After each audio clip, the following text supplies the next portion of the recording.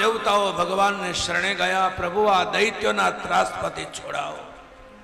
અવારનવાર યુદ્ધ ચાલ્યા જ કરે છે દેવતાઓને દાનવોનું. વળી દૈત્યોના હાથમાં સ્વર્ગની સત્તા આવે, વળી યુદ્ધ થાય, વળી દેવતાઓના હાથમાં સત્તા આવે.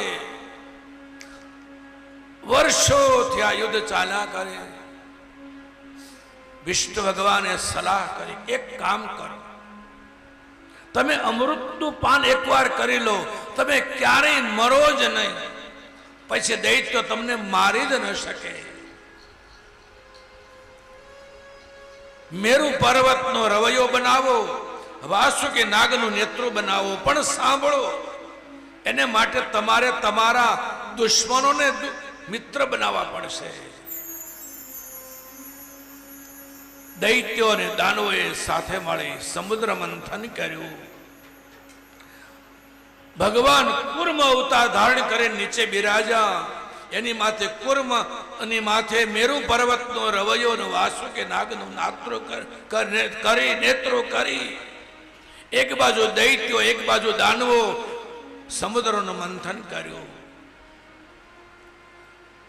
દિવસો સુધી મંથન કર્યું. અમૃત ન મળ્યું, બલકે ઝેર મળ્યું. એમાંથી વિષ નીકળ્યું. ચારે કોર અંધકાર ફેલાઈ ગયો.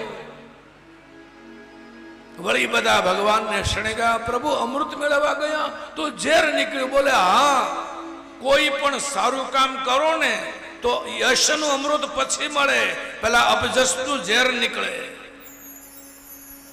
તમારે ઘરે કોઈ સારો પ્રસંગ હોય, અનેક લોકો આવે, લગ્ન પ્રસંગમાં આવે, તમે જોજો, તમે કેટલી વ્યવસ્થાઓ એના માટે કરી હોય. લગ્ન પ્રસંગમાં છેલ્લે 2 માણસો તો ભૂલ કાઢનારા નીકળશે.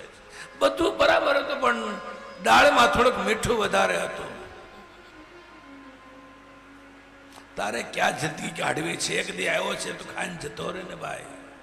માણસ જાતનો સ્વભાવ છે, સારી વસ્તુ ન દેખાય. એમ કોઈ પણ સારું કામ કરવા જઈએ ને તો યશ તો મળવું હોય તો છેલ્લે મળે, વચ્ચે અબજસ મળ્યા જ કરે. ભગવાને કહ્યું હા, અમૃત મેળવવા ગયા છો, આ ઝેરને પચાવવું પડે. આ ઝેરને કોઈ પચાવે તો તમારી અમૃતની યાત્રા આગળ ચાલે. હવે ઝેરને કોણ પચાવે? ઝેરનું પાન કોણ કરે? અને તમામ દેવતાઓ ગયા ભગવાન કૈલાસપતિ શિવજીની પાસે. ત્રિપુરારી, ચંદ્રશેખર, હિમાલય વાસી, ચંદ્રમૌલી ભગવાન ચંદ્રશેખર શિવના શરણે ગયા.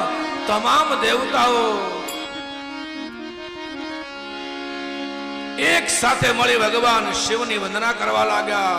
દેવતાઓ અને દાનવો. चंद्रमौली चंद्रशेखर है त्रिपुरारी, चंद्रमौली चंद्रशेखर है त्रिपुरारी, करो ने कृपा हवे कल्याणकारी, करो ने कृपा हवे कल्याणकारी. ओ शिवजी